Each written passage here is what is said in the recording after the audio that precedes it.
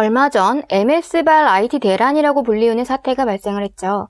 물론 근본적인 원인은 MS 클라우드인 애저의 문제가 아니라 크라우드 스트라이크라고 하는 보안 회사의 프로그램 업데이트가 삐꾸가 나는 바람에 이 사태가 난 것이라고 파명이 났습니다.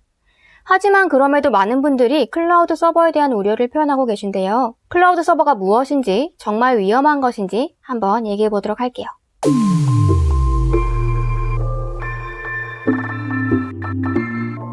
클라우드 서버에 우리의 소스와 데이터를 모두 맡겨놓으면 정말 위험할까?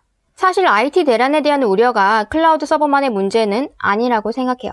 2022년 발생했던 카카오톡 먹통 사건은 데이터 센터 건물의 화재 때문에 일어났었는데요. 정상화되는 데에 무려 127시간이나 걸렸었죠. 클라우드 서버는 인터넷을 통해 제공되는 가상 서버입니다. 2023년 기준으로 점유율을 살펴보면 1위가 32%를 차지한 아마존의 AWS고요. 2위가 23%를 차지한 마이크로소프트의 애저, 3위가 10%를 차지한 구글의 GCP예요. 기업이 물리적인 서버를 구매하지 않고 아마존이나 MS, 구글로부터 필요한 만큼의 컴퓨팅 자원을 임대해서 사용하는 걸 클라우드 서버를 이용한다 라고 하는데요. 여기서 서버라는 건 쉽게 말해 굉장히 성능이 좋은 컴퓨터라고 생각하시면 돼요.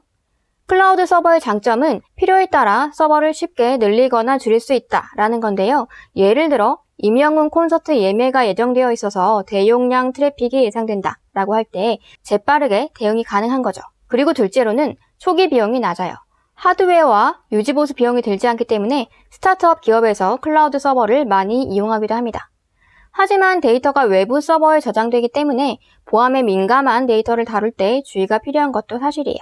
이런 이슈를 해결하기 위해 클라우드 시스템 정보보안 전문가들이 취약점을 분석하고 보안 위협에 철저하게 대비를 하고 있는 거고요. 과거의 기업들은 자신의 서버를 자체적으로 소유하고 관리했었어요. 아주 작은 스타트업이라면 이 서버를 사무실 내에 같이 두기도 했고요. 규모가 있는 기업이라면 별도의 데이터 센터나 서버실을 두어서 물리적으로 분리하여 보관을 하기도 했죠. 이런 방식으로 서버를 운영하기 위해서는 하드웨어, 소프트웨어, 네트워크 장비 등을 직접 구매하고 유지 관리해야 하는데요. 이것을 바로 온프레미스 서버라고 부릅니다. 온프레미스의 장점은 데이터 보안과 제어에 대한 핸들링을 자체적으로 할 수 있다는 거예요. 모든 데이터가 회사 내부에 저장되기 때문에 민감한 정보를 외부로부터 보호할 수 있겠죠. 실제로 이런 장점 때문에 금융계나 의료계 분야에서는 아직도 온프레미스 서버를 선호하고 있습니다. 하지만 온프레미스 서버는 초기 비용이 높다는 허들이 있고요. 하드웨어와 소프트웨어에 대한 설치나 유지보수 비용을 모두 회사가 부담해야 해서 대기업에서는 IDC 센터의 직원들을 별도로 고용하고 있죠. 그리고 확장성이 제한적이에요.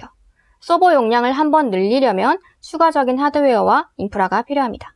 미국의 경제 매체인 비즈니스 인사이더는 이번 사태로 인해 특정 기업이 IT 시스템에 과도하게 의존할 경우 심각한 문제를 일으킬 수 있다는 점이 증명됐다고 지적했습니다.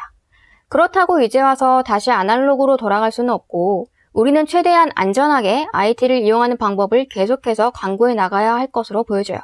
그럼 여러분의 의문이 조금은 풀리셨길 바라고요. 시청해주셔서 감사합니다.